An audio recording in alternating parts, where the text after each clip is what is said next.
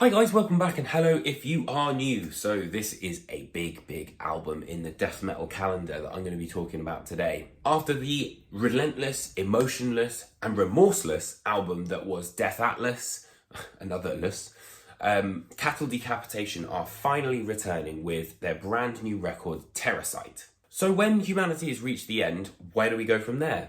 The answer is rebirth. But as the ever eloquent Ian Malcolm of Jurassic Park states, life finds a way. And with that, we enter the world of Terrasite.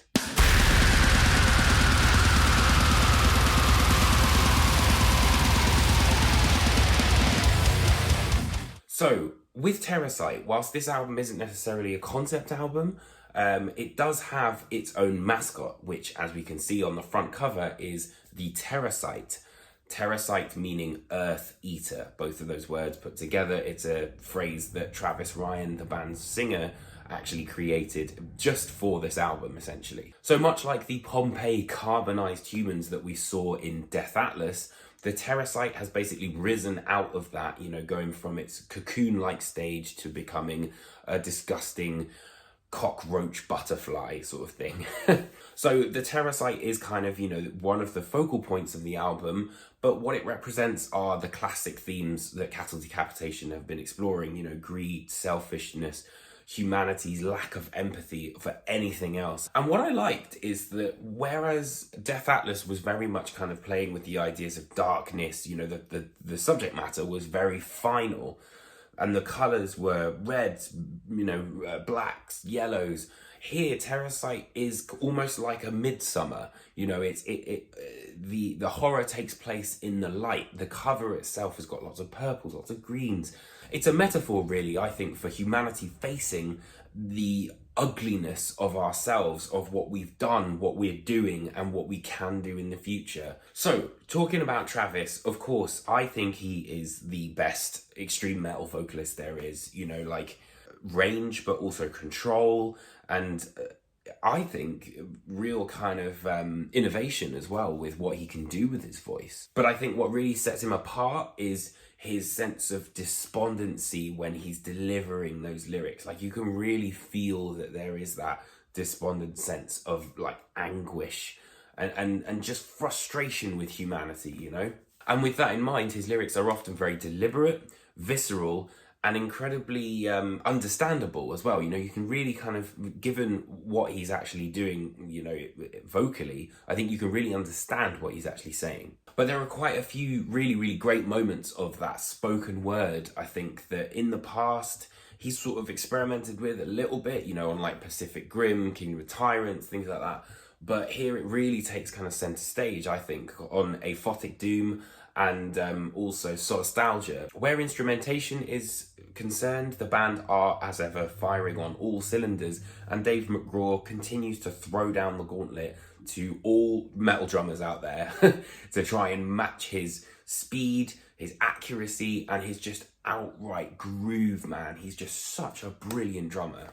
The bass, in particular, I think on this album, I really love because it has a clanky sound, but also sounds a bit like a chesty cough. I know that might be a bit abstract, but I think you know what I mean. It's that sort of but it works so well, particularly those bits where it's which brings me to Josh Elmore, of course, his signature arachnid, spiraling riffs just go and they can stop on a dime at a moment, but then throw you back into that swirling frenzy where you just get lacerated again. It's such a great performance that this band have put together. And with the addition of a second guitarist, it now means that we can kind of see a little bit more of the textures and the ideas that maybe weren't able to previously with just one guitarist. And you can see that on Terrasite Adaptation and also The Storm Upstairs as well. I also really like, Aphotic Doom has this really inspired use of wah pedal when we kind of get into the main verse. And also, there's a lot of different contrast that you can see with how they put the cleans of the guitar, as in clean guitar, together with some of the more distorted elements to create that sense of light and darkness that I was talking about earlier on. But of course, it's the combination of all of them put together that makes Cattle Decapitation weaponized, and then we get songs like We Eat Our Young, which is just unbelievable brutality the entire way through. It's brilliant.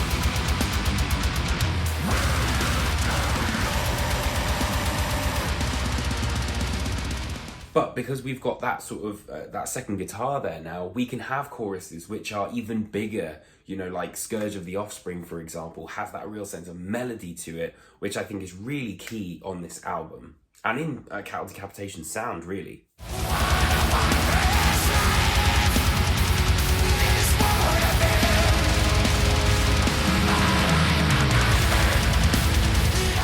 And there's also lots of stop-start moments on Dead End Residence as well. So, you know, it makes sure that that riff quota is still very much topped up. And the record almost works in two parts. The first of which being more of an assault, you know, pretty intense. But the second part looks more inwardly and has a much more emotive feel to it. I think pretty much from like The Storm Upstairs onwards. And there's this kind of spectral presence of anger, confusion and despair really at the sort of latter half of this record, but it really comes to a head on the track Just Another Body.